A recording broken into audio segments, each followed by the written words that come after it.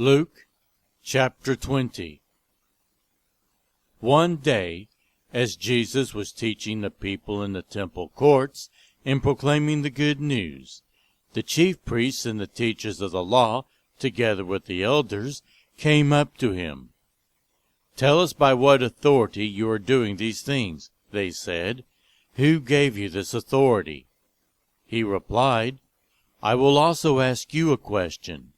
Tell me, John's baptism, was it from heaven or of human origin?" They discussed it among themselves and said, "If we say from heaven, he will ask, 'Why didn't you believe him?'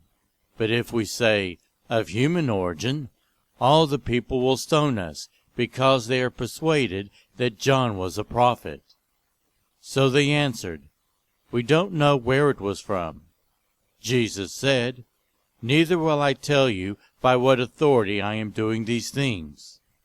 He went on to tell the people this parable. A man planted a vineyard, rented it to some farmers, and went away for a long time. At harvest time, he sent a servant to the tenants so they would give him some of the fruit of the vineyard. But the tenants beat him and sent him away empty-handed. He sent another servant, but that one also they beat and treated shamefully, and sent away empty-handed. He sent still a third, and they wounded him and threw him out. Then the owner of the vineyard said, "What shall I do? I will send my son whom I love. Perhaps they will respect him." But when the tenants saw him, they talked the matter over. "There is the heir," they said. "Let's kill him, and the inheritance will be ours." So they threw him out of the vineyard and killed him. What then will the owner of the vineyard do to them? He will come and kill those tenants and give the vineyard to others. When the people heard this, they said, "God forbid." Jesus looked directly at them and asked, "Then what is the meaning of that which is written? The stone the builders rejected has become the cornerstone. Everyone who falls on that stone will be broken to pieces. Anyone on whom it falls will be crushed." The teachers of the law and the chief priests looked for a way to arrest him immediately, because they knew he had spoken this parable against them. But they were afraid of the people. Keeping a close watch on him, they sent spies, who pretended to be sincere. They hoped to catch Jesus in something he said, so that they might hand him over to the power and authority of the governor. So the spies questioned him. "Teacher, we know that you speak and teach what is right, and that you do not show partiality, but teach the way of God in accordance with the truth. Is it right for us to pay taxes to Caesar or not?" He saw through their duplicity and said to them, "Show me a denarius. Whose image and inscription are on it?" "Caesar's," they replied.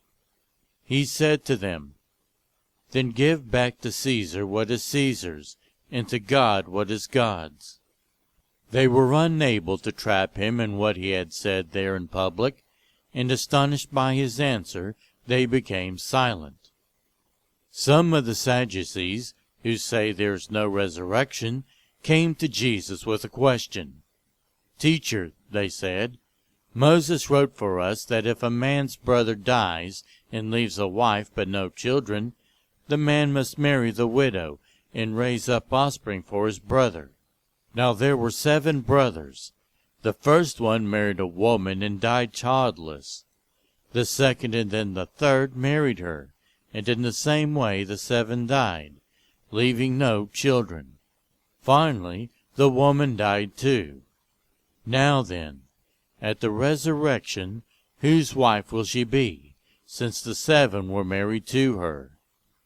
Jesus replied, "The people of this age marry and are given in marriage, but those who are considered worthy of taking part in the age to come and in the resurrection from the dead will neither marry nor be given in marriage, and they can no longer die, for they are like the angels. They are God's children, since they are children of the resurrection.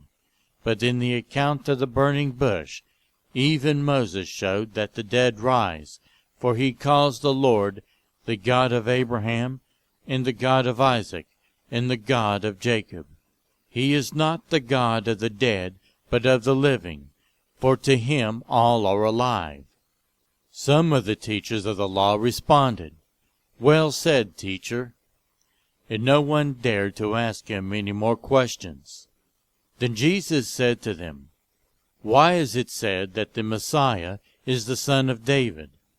David himself declares in the book of Psalms, 'The Lord said to my Lord, sit at my right hand, until I make your enemies a footstool for your feet.' David calls him Lord. How then can he be his son?" While all the people were listening, Jesus said to his disciples, "Beware of the teachers of the law. They like to walk around in flowing robes and love to be greeted with respect in the marketplaces, and have the most important seats in the synagogues and the places of honor at banquets. They devour widows' houses, and for a show make lengthy prayers. These men will be punished most severely.